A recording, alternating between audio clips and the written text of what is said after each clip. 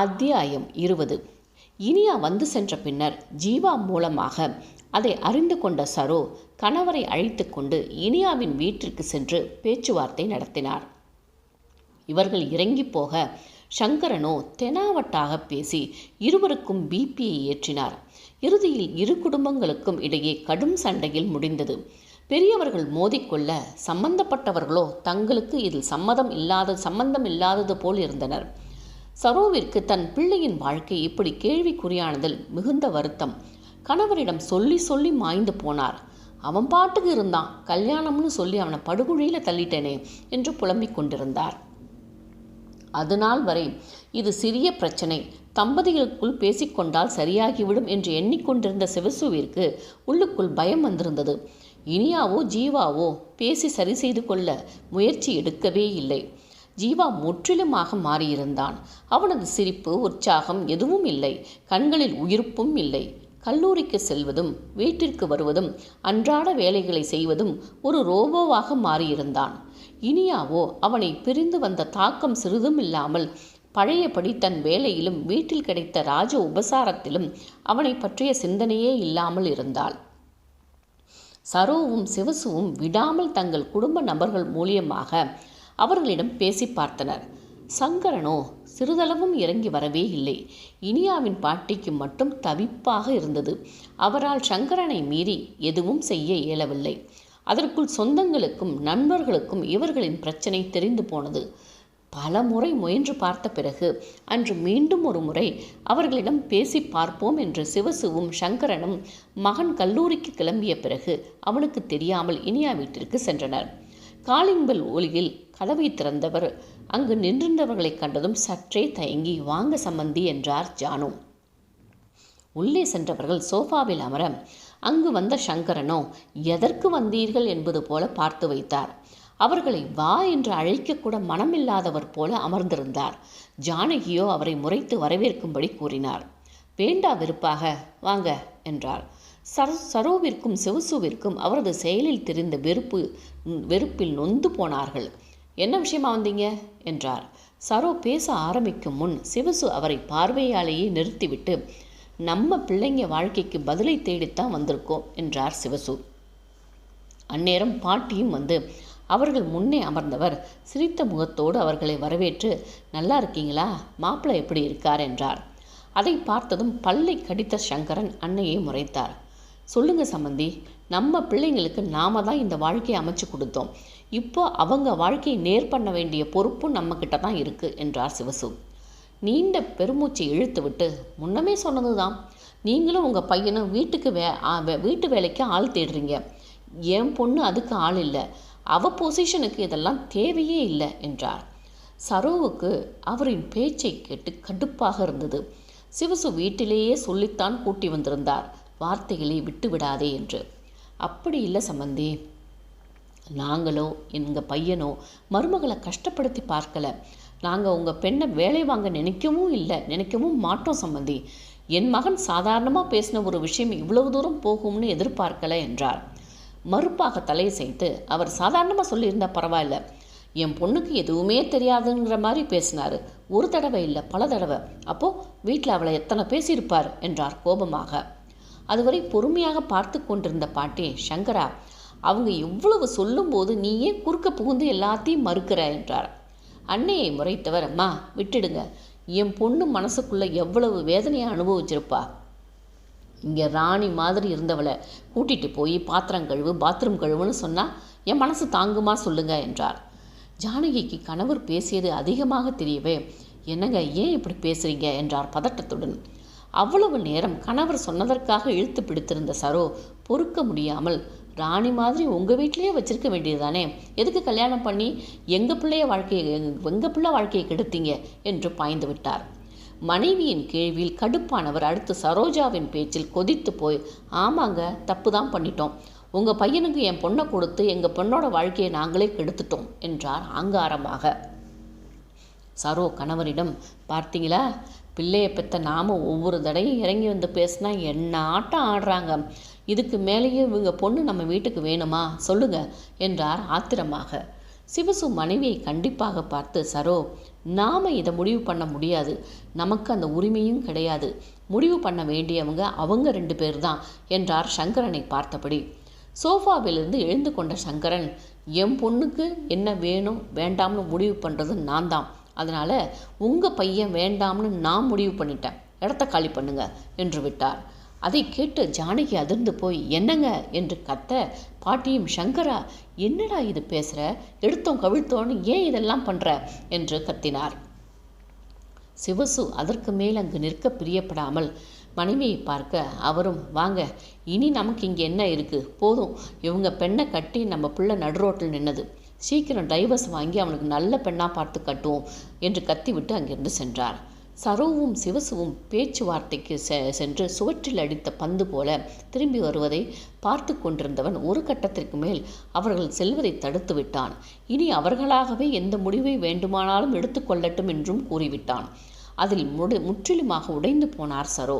தனது நடவடிக்கையால் ஒரு குடும்பத்தையே சோகமாக்கிவிட்டு அவள் மட்டும் எப்பொழுதும் போலிருந்தாள். ஜீவாவை கல்லூரி நண்பர்கள் பரிதாபமாக பார்த்தார்கள். ஒரு சிலர் என்ன பிரச்சனை என்று அறிந்து கொள்ள முயன்றனர். மற்றும் சிலர் தங்களுக்குள்ளேயே பேசி அவர்களாகவே இதுதான் பிரச்சனை என்று முடிவு செய்து அவனை பார்த்து பரிகாசம் செய்யவும் செய்தனர். அவன் எதையும் கண்டுகொள்ளவில்லை. இறுகிய முகத்தோடு சென்று வந்து கொண்டிருந்தான். இனியாவிற்கோ பெரிதாக எந்த மாற்றமும் இல்லை. யாரும் அவளிடம் எந்த கேள்வியும் கேட்கவில்லை. ஆண் நண்பர்களில் ஒரு சிலர் மட்டும் அதிகமாக உரிமை எடுத்து கொண்டது போல தோன்றியது. இதை கேள்விப்பட்ட பிறகு மற்றபடி எப்பொழுதும் போல அன்னையும் தந்தையும் வேலை வாங்கி கொண்டு உற்சாகமாக சுற்றி கொண்டிருந்தாள். அவளது வாழ்வில் எந்த மாற்றமும் இல்லை என்பது போல எப்பொழுதும் அப்படியே சென்றது. அவனோ அனைத்தையும் இழந்தவன் போல வெற்று பார்வையுடனும் இறுகிய முகத்துடனும் சுற்றி கொண்டிருந்தான். அவளுக்கு அவனாக அழைத்து பேசி சமாதானம் செய்து தன்னை கூட்டிச் செல்ல வேண்டும் என்கிற எண்ணம் இருந்தது. அதனால் தினமும் அவனது போனை எதிர்பார்த்தாள். ஒவ்வொரு நாளும் அவனிடமிருந்து அழைப்பு வராதா என்று அலைபேசியை பார்ப்பாள். அது வரவில்லை என்றதும் அவன் மீது கடும் கோபம் எழுந்தது. தவறு முழுவதும் அவன்தான் செய்திருக்கிறான்.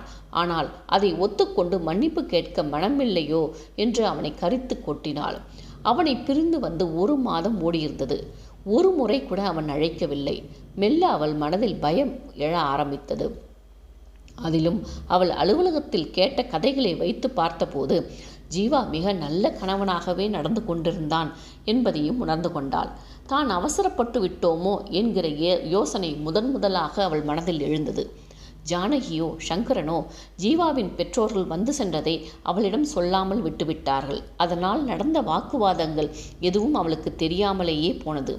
இப்பொழுதெல்லாம் இரவுகளில் அவனுடனான நாட்கள் நினைவிற்கு வந்து படுத்தியது. மெல்ல வாழ்க்கை அழுக்க ஆரம்பித்திருந்தது. பாட்டி வேறு அவளை பார்க்கும் போதெல்லாம் குத்தலாக பேசி மனதை காயப்படுத்தி கொண்டிருந்தார்.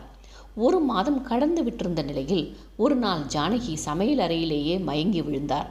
அதைத் தொடர்ந்து வீடு அல்லோகலப்பட்டது. சங்கரன் பதறிப்போய் மனைவியை மருத்துவமனைக்கு அழைத்துச் சென்றார். பாட்டி வீட்டில் இருந்து கொண்டார். இனியாவிற்கும் தகவல் தெரிவிக்கப்பட்டது. அலுவலகத்திலிருந்து அடித்து பிடித்து மருத்துவமனைக்கு ஓடினார். அங்கு அவர்கள் தலையில் குண்டை போட்டார் மருத்துவர். ஜானகிக்கு 2 ஓவரியிலும் கட்டி இருப்பதாகவும் அதில் 1 பெரிதாக விட்டதாக தெரிவித்தார். 1 ஓவரியை முற்றிலுமாக அந்த கட்டி அழுத்தி செயலிழக்க வைத்து விட்டதாகவும் கூறினார்.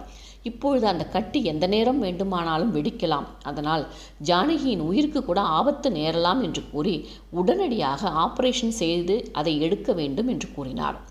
அதை கேட்ட சங்கரனும் இனியாவும் பயந்து போனார்கள். மருத்துவர் கூறியபடியே உடனே ஆபரேஷனுக்கு ஏற்பாடு செய்யும்படி கூறிவிட்டு வரும்போது மருத்துவர் அவர்களை மீண்டும் அழைத்து கர்ப்பப்பையையும் சேர்த்து எடுக்க வேண்டும் என்று கூறிவிட்டார். அதிலும் நோய் கிருமிகள் பரவி இருப்பதாகவும் கூறி அதை எடுத்துவிட்டால் 3 மாதத்திற்கு மிக கவனமாக இருக்க வேண்டும் என்று கூறினார். வெளியில் வந்தமர்ந்த இருவருக்கும் அந்த நொடியை எப்படி கடப்பதென்றே புரியாமல் அமர்ந்திருந்தனர். ஜானகி இதுவரை சின்ன உடல் நலக்குறைவில் கூட படுத்ததில்லை. அப்படி இருப்பவருக்கு இந்த மாதிரி ஒரு இக்கட்டா என்று கலங்கி போனார்கள். தந்தையின் கையை பற்றி கொண்ட இனியாம், அம்மா சரியாயிடுவாங்கப்பா, நாம பார்த்துக்கலாம் என்றாள். கலங்கிய கண்களை துடைத்து கொண்டவர், அவள் ஒரு நாளும் இப்படி சோர்ந்து படுத்ததே இல்லைம்மா, என்னால் அவளை இப்படி பார்க்கவே முடியல என்றார். சரியாகிடுவாங்கப்பா என்றவளின் மனதில் ஒரு நிமிடம் இதே வழியோடு தன்னவனை பார்த்தவனின் பிம்பம் வந்து போனது.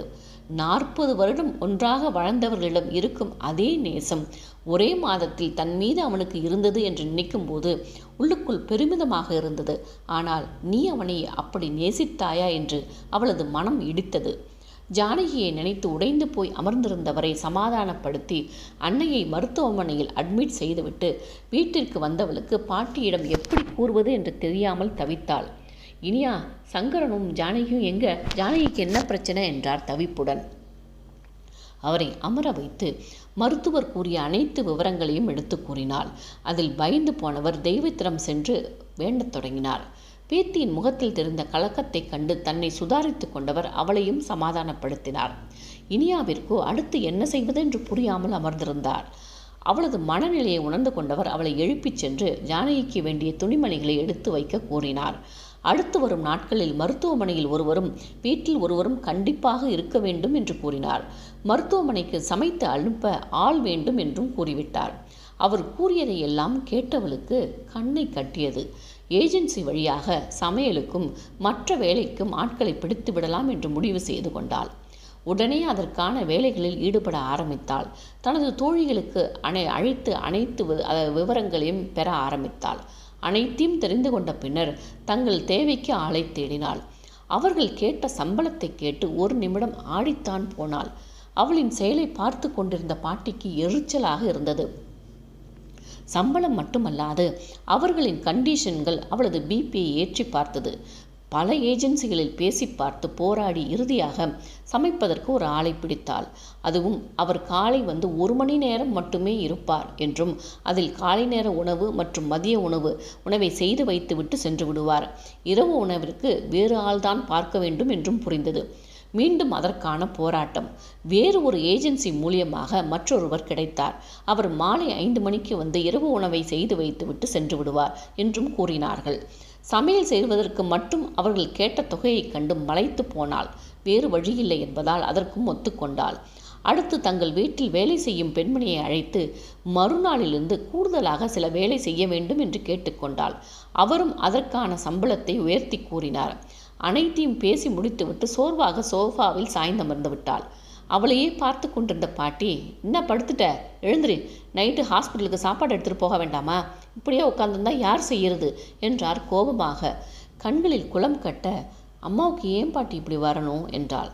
மருமகளை எண்ணி சோர்ந்திருந்தவர் எதுவும் பேசாமல் அவள் தலையை வருடியபடியே அமர்ந்து விட்டார்.